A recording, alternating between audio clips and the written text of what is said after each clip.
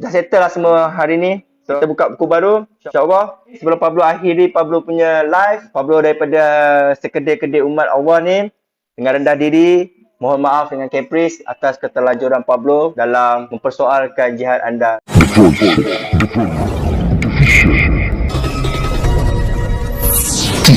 Khalifah Bangkit.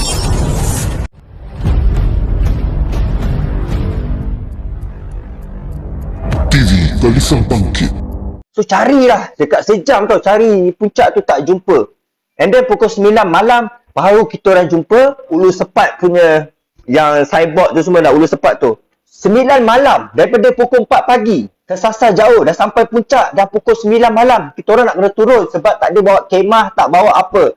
So semua orang masa tu termasuk Pablo menangis pasal apa benda kerja gila aku buat ni untuk semata-mata naik sampai ke puncak. Tak dah pukul berapa ni nak turun ke bawah lagi. Dah lah lepas masa kita orang nak naik tu, lalu kawasan, tahu tak kawasan kebun yang bau hanyir. Hanyir guys. Tahu tak bau hanyir ni petanda apa? Bau hanyir ni selalunya kawasan tempat harimau. Harimau baru lepas lepak kat situ, kita orang boleh bau hanyir ni masa nak naik tu. Okay. So bila kita orang kat atas tu dah malam, kita orang fikir, alamak nak kena lalu tempat tu lagi, mati ni kan, aduh macam mana ni, dengan seorang tengok, dalam 7 orang tu yang pergi naik, ada pisau je. Ada satu pisau je. Pablo kat belakang dengan sweeper Pablo lah, sweeper ni yang belakang sekali lah, yang akan jaga kita punya guide. So kita orang pun turun lah bawah pukul 9 malam. Pagi tu lah, masa tu lah Pablo dah rasa macam apa benda ni nak keluar belum lagi weh, kita dah kat mana ni. Lalulah kawasan harimau tu balik dengan kecup perut semua, tengok kiri kanan. Pablo dah. Yes, ada. Ya, ini yang best, okay? Ya, betul. Kena solat, betul. Tak ada siapa yang solat. Tapi, sweeper Pablo tengah isap rokok. Pablo tanya, kenapa isap rokok bang? Oh, ni tak nak bagi bau, rimau bau kita ni, supaya kita hilangkan bau kita ni semua. Okay, nice. And then, kita orang pun terduduk pukul 1:30 pagi kat bawah pokok yang besar.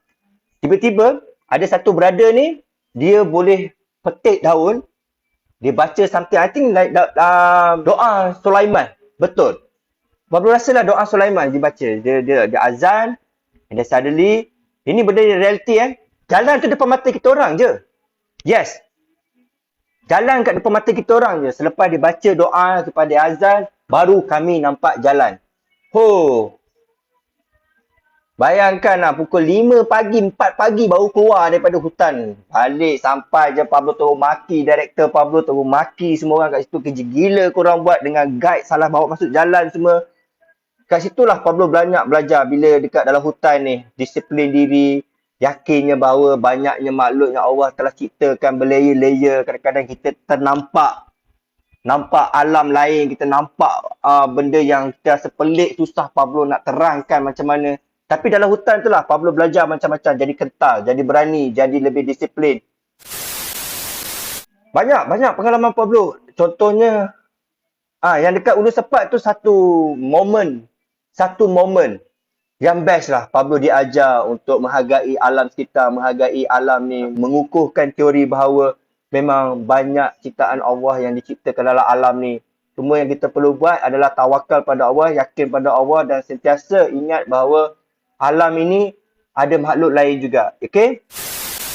Ada sebuah banglo dekat puncak tu guys. Siapa yang pernah biasa pergi Kuala Kubu, Gunung Kutu, korang mesti pernah nampak banglo yang kat atas tu kan. Bukit Kutu korang panggil. Okay, Bukit Kutu, betul. Okay. So, banglo kat atas tu adalah tinggalan daripada British Colonial. Daripada koloni British. Okay? Yes, banglo putih tu. Pablo pernah shoot dalam tu.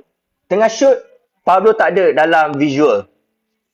Apa saja yang Pablo sentuh, nampak benda tu bergerak. Tapi Pablo tak ada. Ini memang seram lah. Masa tu Pablo bermalam dekat Bukit Kutu dengan tim-tim Pablo dekat menara tu kan. Ada satu menara yang dekat dengan tangki.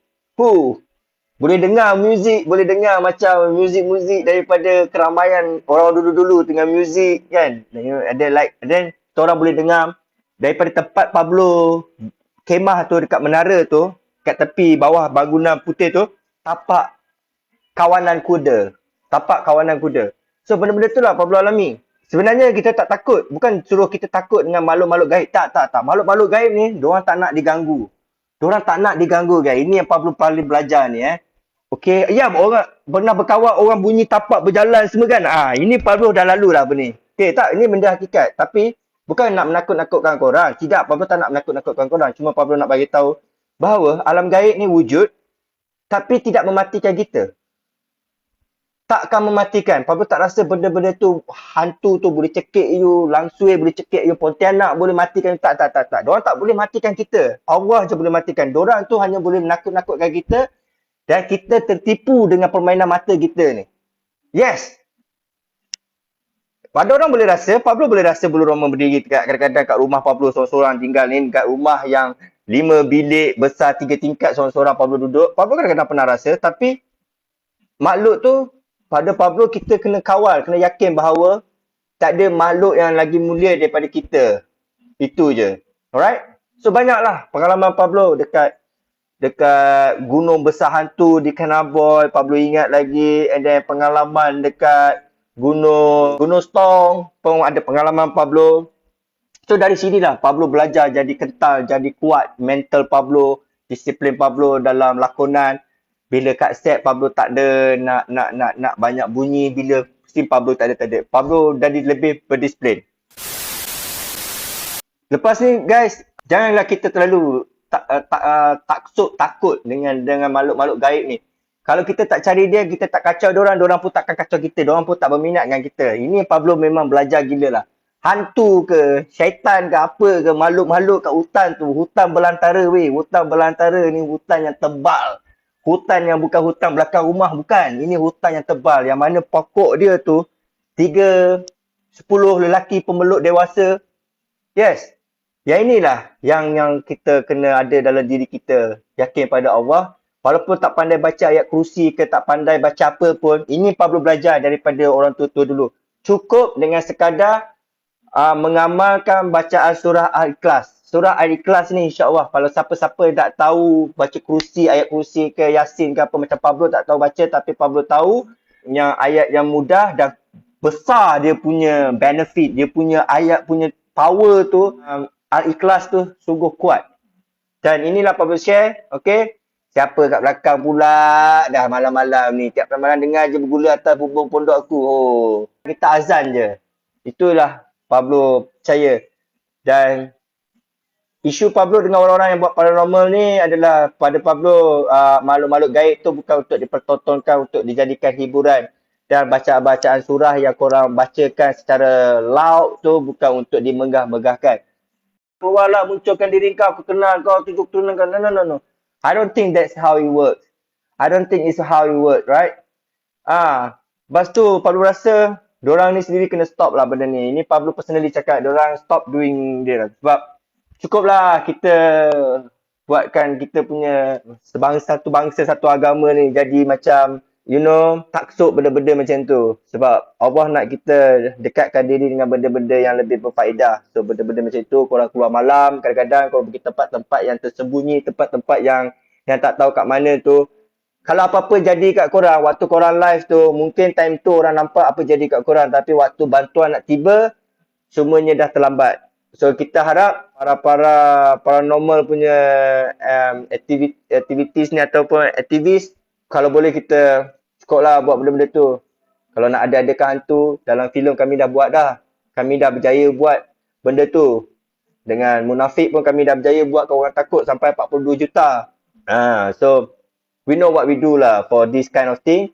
So kita bermegah-megah dengan surah-surah Allah, ucapan-ucapan kalimah Allah untuk kita mencabar makhluk-makhluk tu. So satu benda yang Pablo rasa kita perbetulkan balik lah.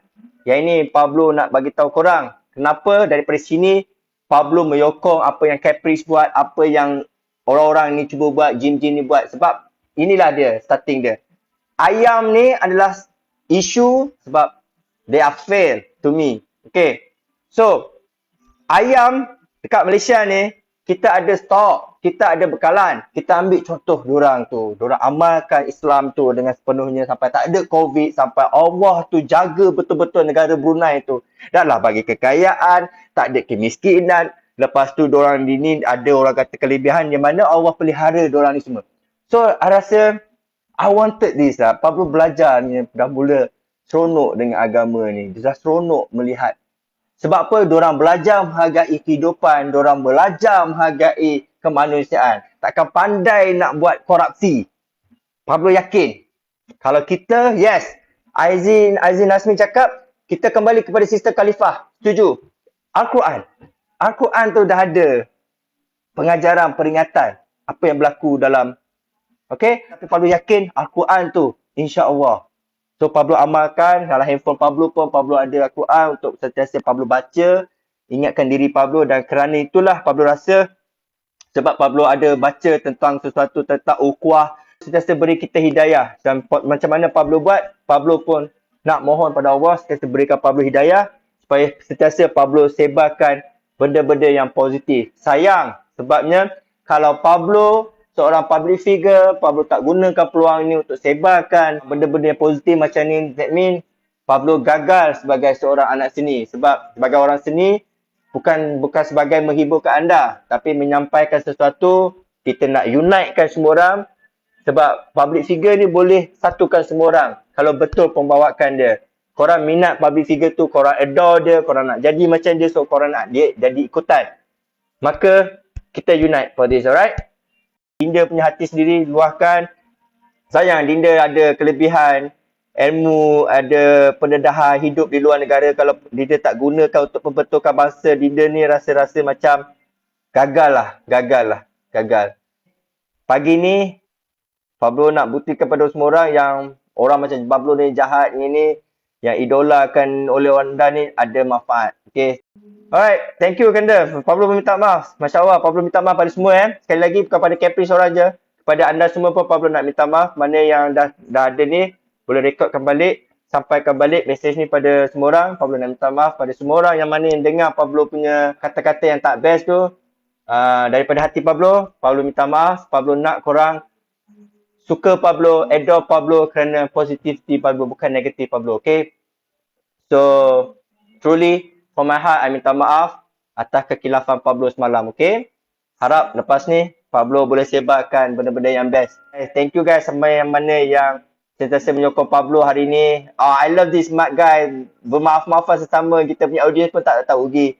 Setiap kali kita habis kita punya live pun, okay guys, minta maaf. Kalau ada apa-apa kata-kata kasar ke apa, minta maaf sangat-sangat. Sesama kita ingatkan diri pada Allah. Mesej yang baik-baik. Walaupun dengan lakonan jahat, sebab apa? Apa yang Pablo buat, apa yang Pablo dapat adalah apa yang Allah dah bagi pada Pablo. So wajarlah Pablo guna pekerjaan Pablo ni dengan sebaik-baiknya untuk sampaikan dakwah, nak sampaikan mesej-mesej keamanan dan supaya kita semua dapat jadi manusia yang sebaik-baiknya yang telah cipta oleh Allah. Okay? Thank you guys. Thank you. Apa kita punya faith, kita mata lah. Faith, kepercayaan kita. Okay? Okay, that's all for me. Terima kasih semua. Harap-harap dah settle Dah settle lah semua hari ni. So, kita buka buku baru. InsyaAllah. Again, sebelum Pablo akhiri Pablo punya live. Pablo daripada sekedar-kedar umat Allah ni. Dengan rendah diri. Mohon maaf dengan Caprice atas keterlanjuran Pablo. Dalam mempersoalkan jihad anda. Sepatutnya benda-benda tu Pablo tak boleh buat. Alright? Thank you so much. Thank you so much. Okay? Yes. Pablo cuba nak ikut Rasulullah, akhlak dan adab tu dulu. Tak apalah, Pablo tak pandai membaca Quran, Pablo tak pandai lagi, tak apa. Yang penting Pablo nak jadi seorang yang berakhlak dan seorang yang beradab, seorang yang beriman. Itu je. Okay, kita tolong mana-mana lepas ni InsyaAllah. Alright guys, Assalamualaikum.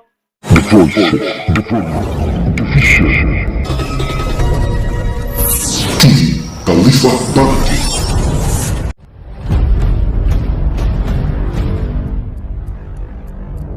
TV Khalifah Bangkit.